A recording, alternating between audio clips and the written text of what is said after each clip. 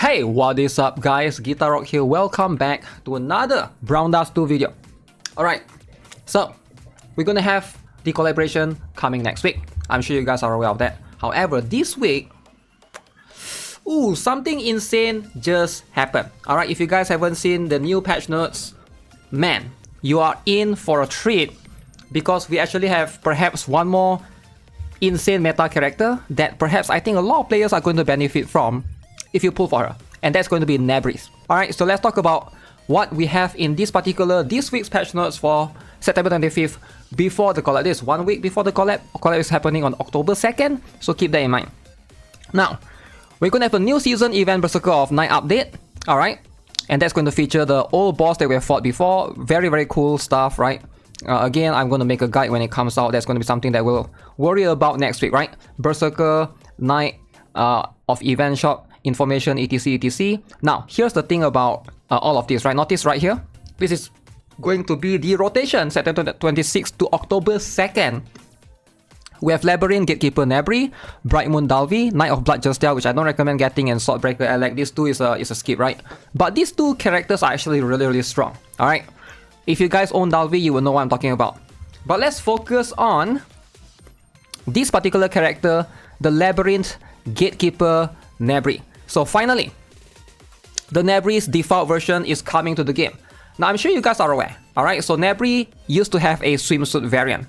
Now the swimsuit variant is like, it's whatever, right? She's not the best, she's not the most meta character. So if you look at her skill right here, let me look at +5.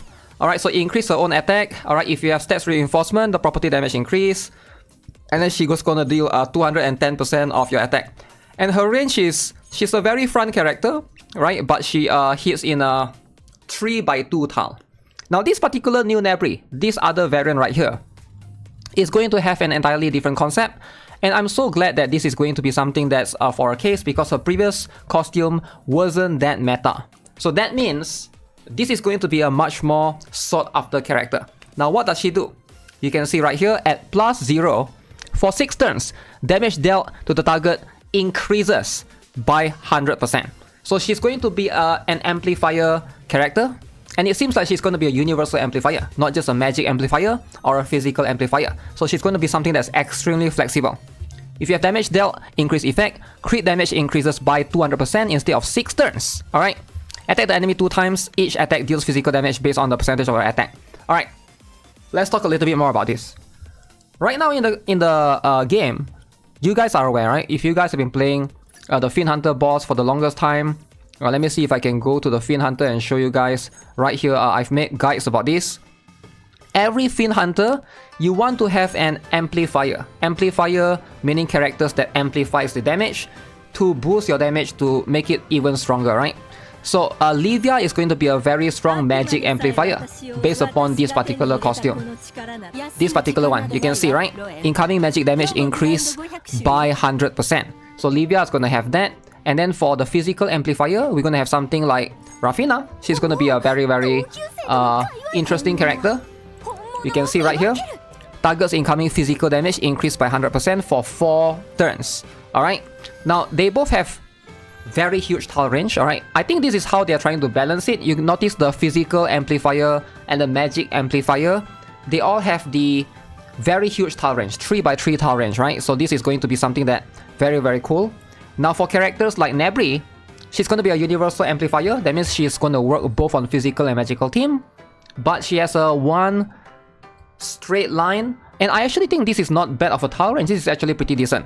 Now the only other physical amplifier that we have right now, or magic amplifier that we have right now in the game, is going to be Zenith. Alright, Zenith, you guys are aware. So she's going to be something that, mine is not +5 yet. But at +5, she basically improved target's incoming damage increased by 50%.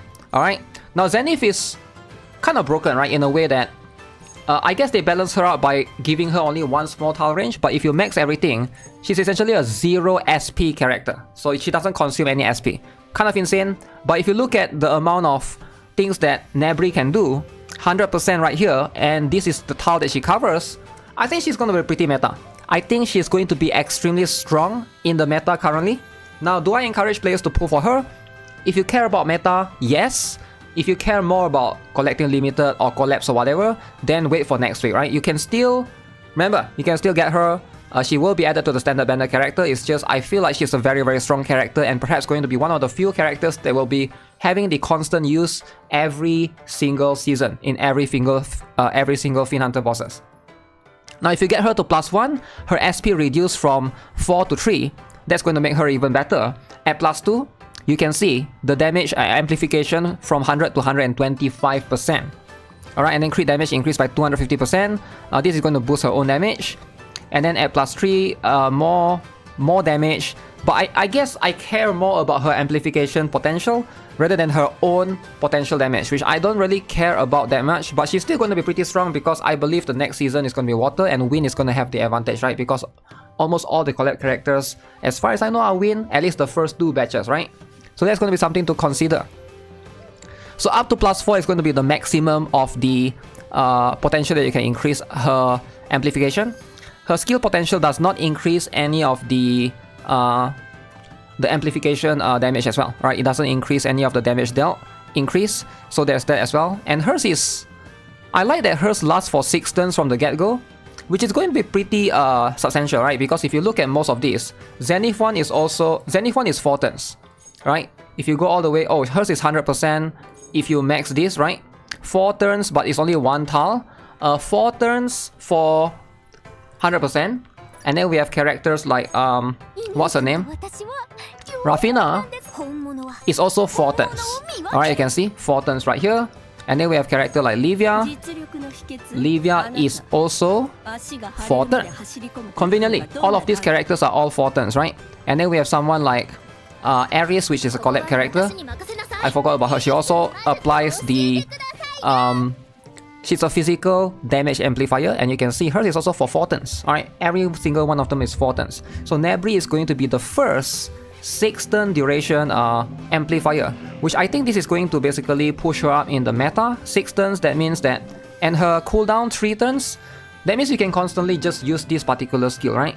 This is going to be something that's like somewhat spammable for 3 SP. I would say the return is quite good. Now the only downside is she's not a 3x3 tile, but I feel like that could be pretty much fixed depending on who or what bosses you're fighting against.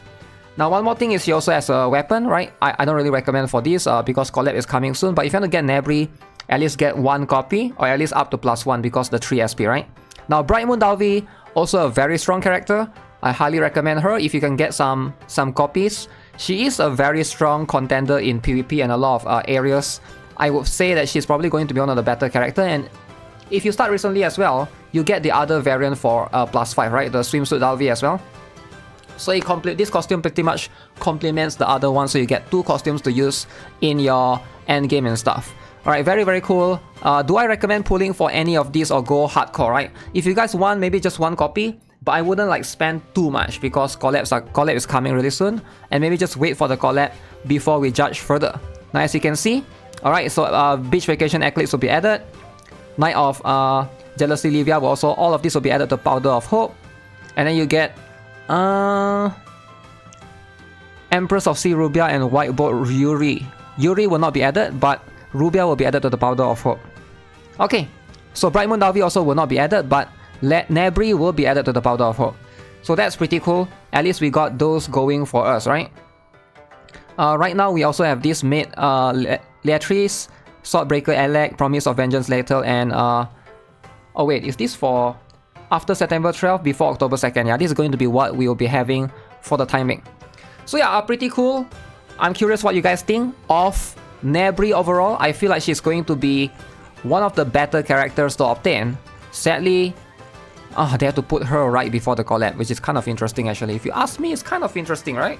But yeah, let me know of your thoughts in the comment section below. I think she's going to be pretty strong. Probably one of the staple meta for a lot of players' team in tackling every Fiend Hunter upcoming ones from today onwards.